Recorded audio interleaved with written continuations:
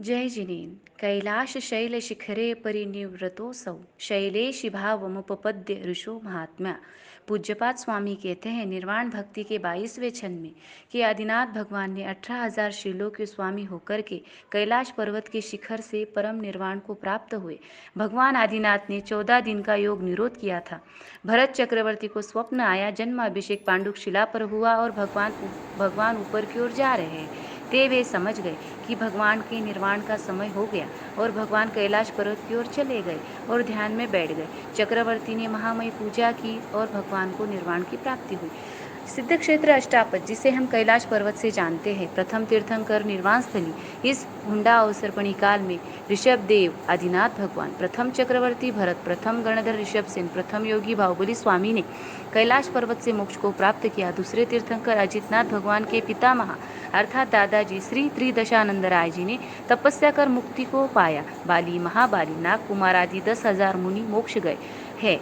मोक्ष का दरवाजा अनंत वीर्य जी जो आदिनाथ भगवान जी के पुत्र थे उन्होंने खोला। तीर्थंकरों में आदिनाथ स्वामी ने, कामदेव में बाहुबली स्वामी ने, सामान्य महापुरुषों में अनंत वीर्य जी ने खोला। ये सब अष्टापद से मोक्ष को प्राप्त हुए। भरत चक्रवर्ती जी ने यहाँ पर 72 जिनालयों का निर्माण किया है, जो स्वर्णमयी जिनालय है। रत्नों की प्रतिमाएं रखी है। त्रिकाल 24 है। भूत भविष्य वर्तमान बनाई है। कहते हैं वैमानिक देव यहाँ पर भक्ति करने आते हैं। सम्यक शिखर वंदो 20, अष्टापद वंदो 24।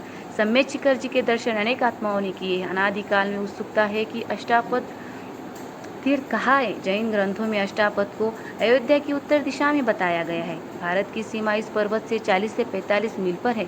जिस अष्टापद तीर्थ के बारे में हम बात कर रहे हैं वो प्राकृतिक पर्वत नहीं है, इसे तराश कर बनाया गया है। चारों तरफ से एक समान दिखता है, चारों तरफ खाई है, चारों तरफ गोलाई है, स्क्वायर की तरह। इस पर्वत की बनावट से लगता है समोषण यहाँ आया हो। खाई में रुई की तरह बर्फ गिरती है। पर्वत चारों तरफ से बर्फ से ढका है। इसके नजदीक नहीं जा सकते। चढ़ना अत्यंत कठिन है। इसकी परिक्रमा का घेरा लगभग 40 मील का है। इस पर्वत की दक्षिण दिशा में सोना और उत्तर दिशा में चांदी की खानें हैं।